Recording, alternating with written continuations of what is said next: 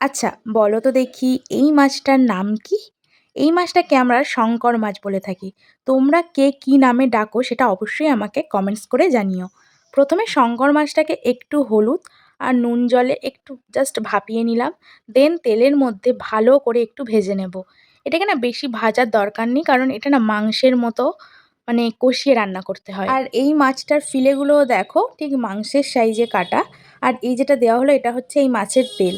এটা থেকে অনেকটা তেল বের হয়, তাই বেশি তেল দিয়ে রান্না করার কোনো দরকার নেই। আচ্ছা, আর একটা যেটা বলার, তোমরা না আমার কড়াটাকে একটু জাস্ট ইগনোর করো। তোমরা অনেকে কমেন্টস করে লিখবেই কি কড়া ইউজ করছো, কিন্তু দেখো কিছু করার নেই। সেদিনে বাড়িতে ছিল একটা বিশাল আয়োজন, তো অন্যান্য রেসিপিগুলোর জন্য ভালো ভালো কড়াগুলো সব আগে থেকেই বুক করা হয়ে গিয়েছিল।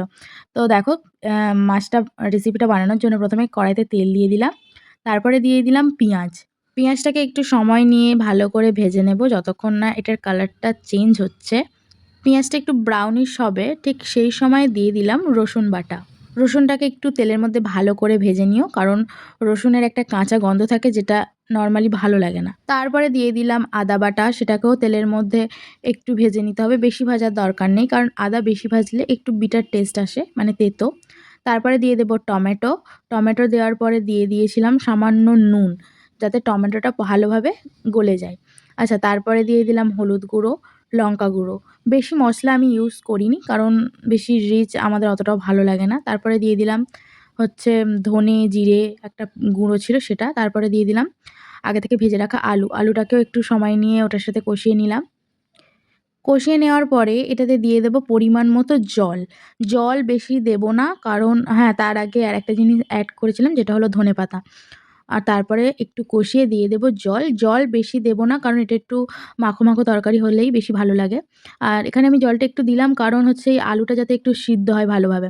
তারপরে মাছগুলো দিয়ে দেব। তারপরে অপেক্ষা করব কতক্ষণ হচ্ছে ঝোলটা ফুটে ওঠে। একটা ঢাকনা দিয়ে দেব, দিয়ে বেশ খানিকক্ষণ রেখে দেব। তারপরে ফুটে উঠলে, ঝোলটা কমে আসলে একটু গরম মসলা দিয়ে দেব, আর তারপরে নামিয়ে নেব। তোমাদের কার কার এই শঙ্কর মাছ খেতে খুব ভালো লাগে আমাকে কিন্তু জানিও।